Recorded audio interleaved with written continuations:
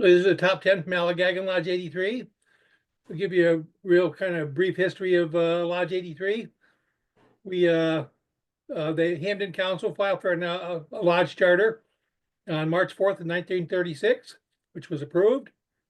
Following the merger of the Hampden Council and Mount Tom Council in 1961, forming the Pioneer Valley Council, Allogagan Lodge 83 absorbed Apponaquapita Lodge 277. And then with the merger of Pioneer Valley and Great Trails Councils in 2009, Allogagan and Memsocket 507 merged to form Pecumtuck, which I believe is the first lodge to officially have no number.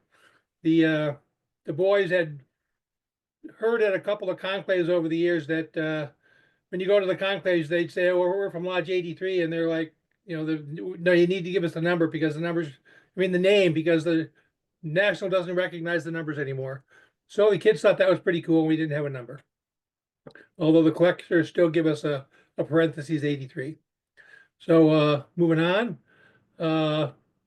This is just a quick look at some of the old handbooks. This is the very first handbook from 1946, and this is the anniversary one from 61.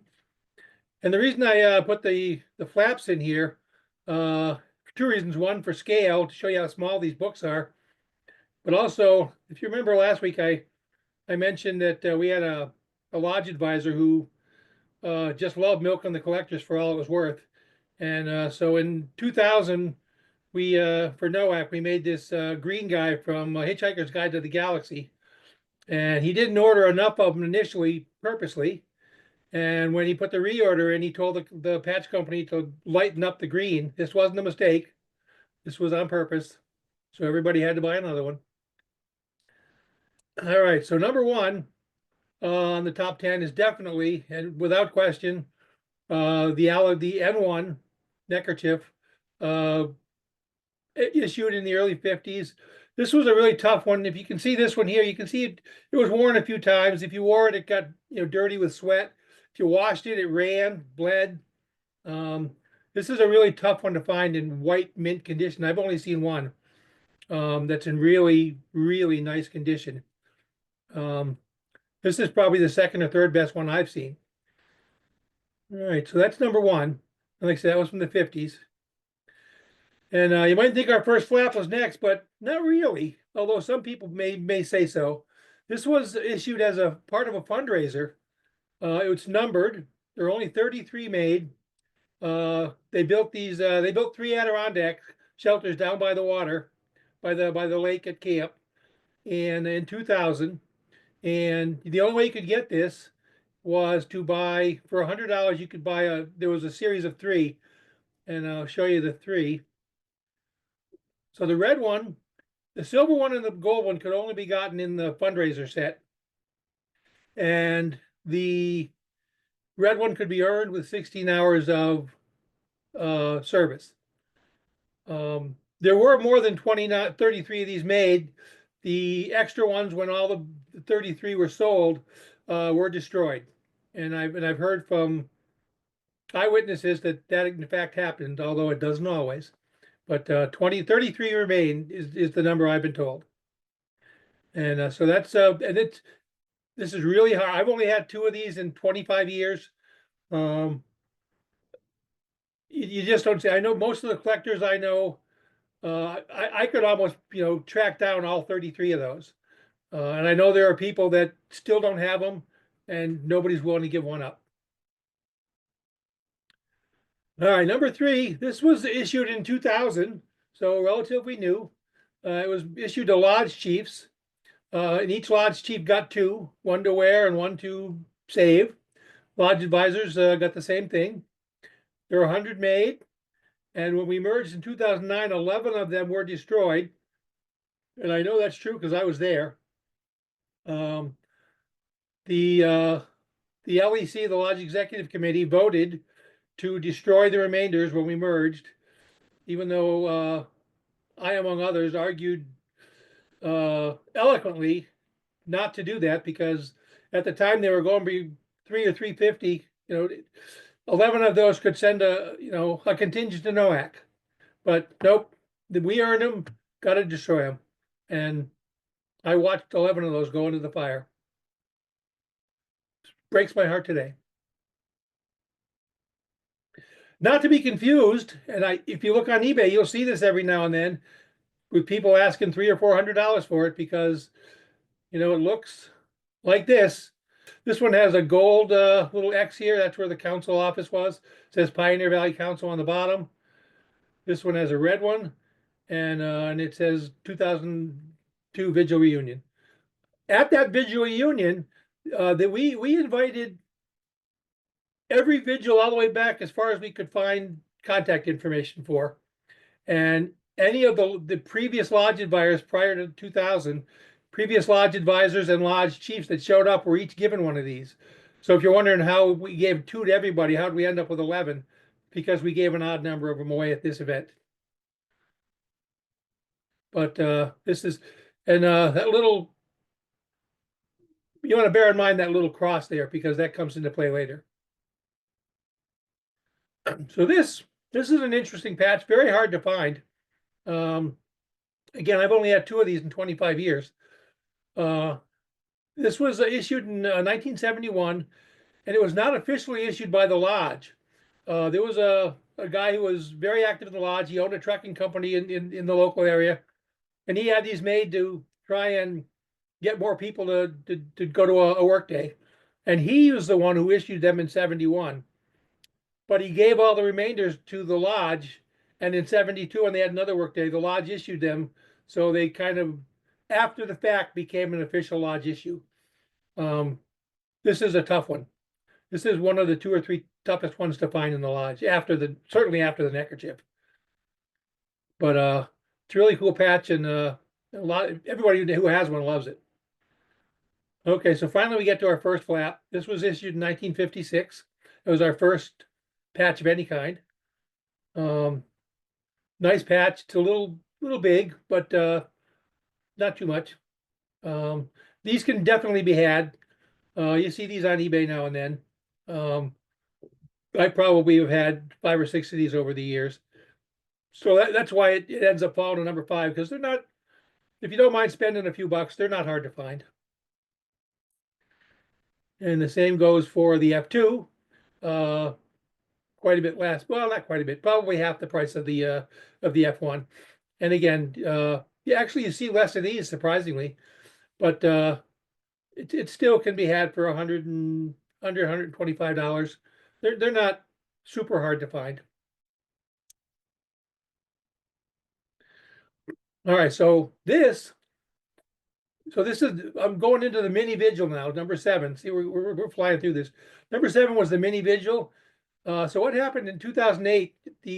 For the second or third year in a row, the winds of merger were in the air, and it hadn't happened in previous years, so we weren't sure.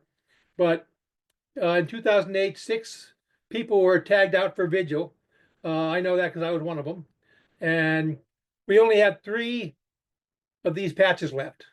So we ordered another 100, and we figured, if we don't merge, then we can go on using them. If we do merge, people will buy them as collectors. This is what we ordered. This is what we got. Interestingly, you know how in the old days, the patch companies would send you samples? This is very similar to one of the samples. This is the one we ended up choosing. And there was an Ordeal Brotherhood Vigil set for this, but this looked a lot like one of the other samples. But when these came in, there were 100 of them. And I'll show you why we call it the mini vigil, because it's clearly smaller than the regular flaps. So what ended up happening, we got 100 of these. They sold them at our banquet, and you were allowed to buy 2. There were well over 100 people at the banquet. There were well over 50 people in the line to buy them. If you were probably past 45, you didn't get them. So fortunately, I was way at the front of that line. But anyway, so you notice the little crosshatch here. When when we first ordered these, and you'll see in another minute, but remember this little dot. Okay, so these last 3 are considerably subjective, and your results will probably vary. If you're a collector of my lodge, you might go a completely different way. So this is the R1, and you know, it's funny when there were people alive who would have known when this was issued. I didn't ask, and now that there probably aren't, I don't know when it was issued. But I talked to one of the our old he was a lodge advisor. He was our one of our guys who did everything, and including run the trading post. And he told me that these were ordered concurrently with the release of the official troop rep patch. So when the regular troop rep patch came out, the lodge ordered these. And the problem was, if you were a scoutmaster getting one of these for your kids, you didn't go to the lodge, you went to the scouts shop, and you got one that didn't have this on it. So as a result, we only ordered one small run of these, and they probably lasted 10 years, maybe 15, because we'd sell one or two here and there. But you never see them on eBay. They've been gone from the trading post for over 10 years. They're a tough find now. If you suddenly join the lodge and you want one of these, good luck. And they're not expensive. When they were selling them in the trading post, they were $10. This is another one that's definitely subjective. We made 100 of these. We almost sold them out at our banquet. The banquet was in April.